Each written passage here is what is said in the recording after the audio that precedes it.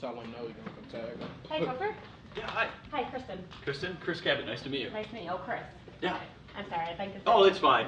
Topher's People a go by- nickname, so either way. Great. Have a seat. Thank you. How are you doing today? I'm doing good. Here's the copy of my resume that you asked for. Fantastic. Thank you very much. You're welcome.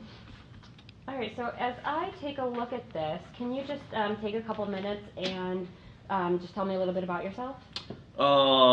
Let's see. I'm a local Chicagoan. Grew up here my entire life. Went to school, after high school, went to college in New Mexico. I studied art.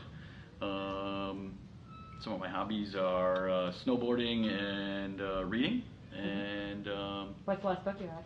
last book I read was Fierce Invalids Home from Hot Climates Was it good? by Tom Robbins. Very good. All right, great. So as you know, you're interviewing for an entry-level sales position. So can you talk me through 2 to 3 qualities that you think make a good salesperson or sales employee? Good salesperson. Obviously, communication is key. I think that's probably number one. With that, maybe a 1B, if you will, would be the ability to build rapport with the people that I'm selling to, or my clients. And obviously being a team player. Obviously sales is dependent on other people in an organization to succeed. So I think that's an important part. All right. Where do you see yourself in the next 5 years? In the next 5 years, I see myself within an organization like this one, if I'm not still here. But hopefully celebrating a 5th anniversary at this company and improving on the sales numbers that we're doing time and time again. Are you interested in management at any point, or would you hope to just stay at sales? No, I would absolutely hope to eventually get into a sales management position. Okay. Can you tell me about a time at work or at school when a member of your work group wasn't pulling his or her weight? And can you talk me through the process that you did to work on that? Or Well, I can remember being in school and we did a lot of group projects then. And in some of those group projects, obviously you get some people who were more inclined to participate than others.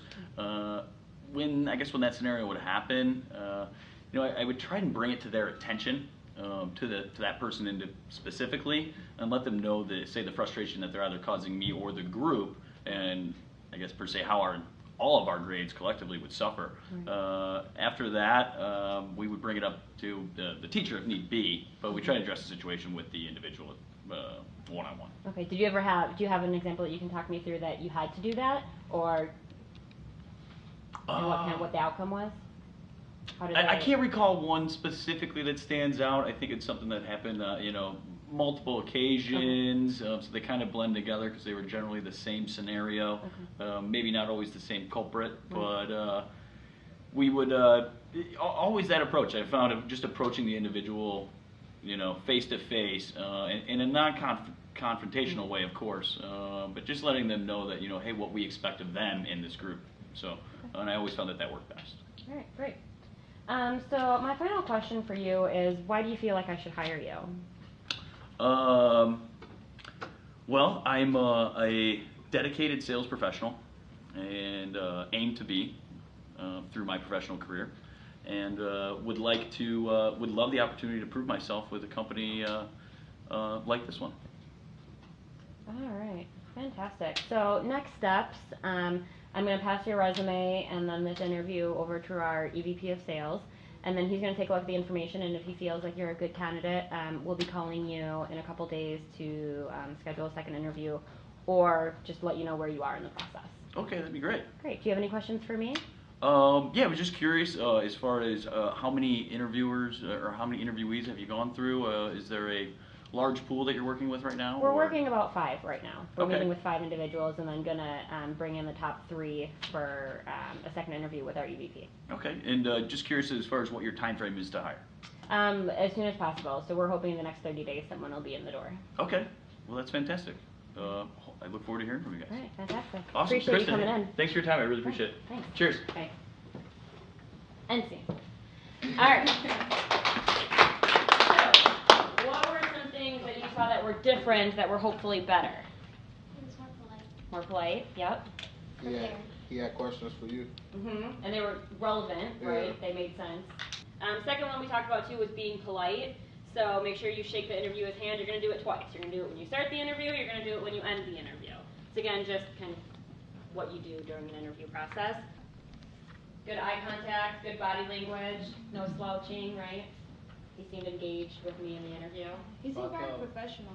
Without even having a job, like he just seemed very professional. Yep, professional, put together. And I think along that same point there, as far as the body language is concerned, I don't think anyone pointed it out, but in the first one I sat with my arms crossed the entire time, which is generally a really bad sign. It kind of shows that you're not open to change, or you're not going to be receptive to other thoughts and ideas. You're kind of fixed in your ways, where, you know, open arms, just kind of sitting up straight shows that you're a little bit more willing to communicate and work with other people.